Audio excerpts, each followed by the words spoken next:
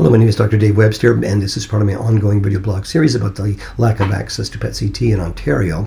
And this particular blog is entitled, Will My Cervical Cancer Patient Carol Finally Get Her Wish That Her Suffering Because of Compulsory CCO Standards of Practice Not Have Been in Vain? Now, I was just sent this link by an extraordinary man who has been incredibly helpful in providing me with timely information as well as offering me encouragement during, so we say, my low points of my efforts to try and protect Ontario patients from our politicians, their senior bureaucrats, and their medical experts from McMaster and Cancer Care Ontario. Now, if you've not seen my video on the CCO mandated assault on Carol, the short version, you might want to do so before watching this particular blog. I think it'll make this one much more poignant. Now, what is particularly interesting about this study is that in what I presume was an earlier version, they had concluded just the opposite. In a case of tragic irony, the McMaster group had sent Carol's oncologist, who was in the midst of treating Carol, an earlier draft review, since this physician was on a panel assessing PET and cervical cancer patients. Now, that particular version had concluded that PET was not useful in the management of cervical cancer patients.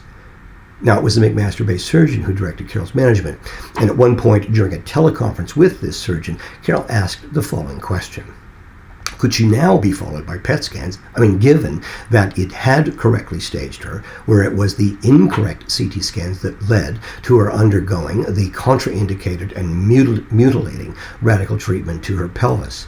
So this McMaster physician looked at Carol, a nurse, directly in the eyes and said, "You can only have a PET if your CT is not definitive."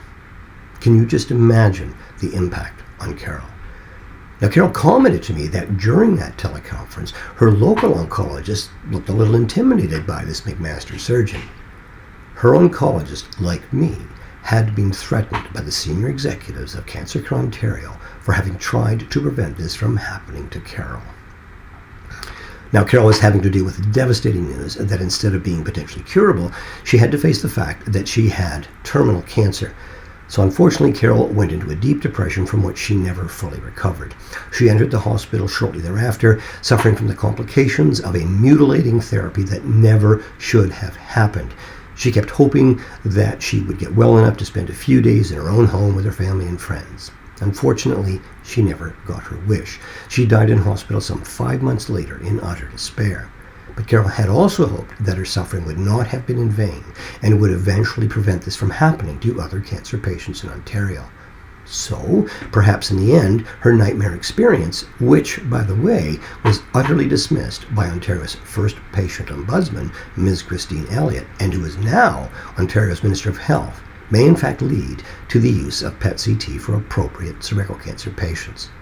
To this day, Ms. Elliott refuses to respond to the questions from Carol's family, asking Ms. Elliott to justify her ruling and answer their critical and nagging questions so they can finally come to terms with the avoidable horror that their mother had endured before her death.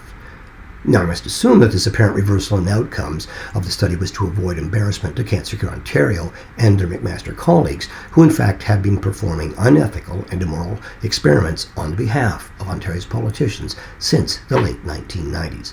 And finally, you need to understand and fully appreciate what this means. This is how critical healthcare policies affecting you, your children, and your loved ones have been made in Ontario for a very long time. The politicians simply decide what they want to pay for, and their experts gladly and happily create the so-called quality evidence to justify their policies. That just happens to be the best example of OHIP policies and the incompetent standards of practice Ontario physicians are forced to practice.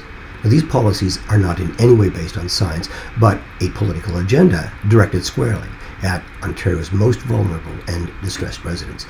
They'll challenge this process, and you will have your license to practice medicine threatened. So, I say to these individuals and their colleagues who have been assessing PET in Ontario, it's time you told everyone why you were so very proud of the work you have done.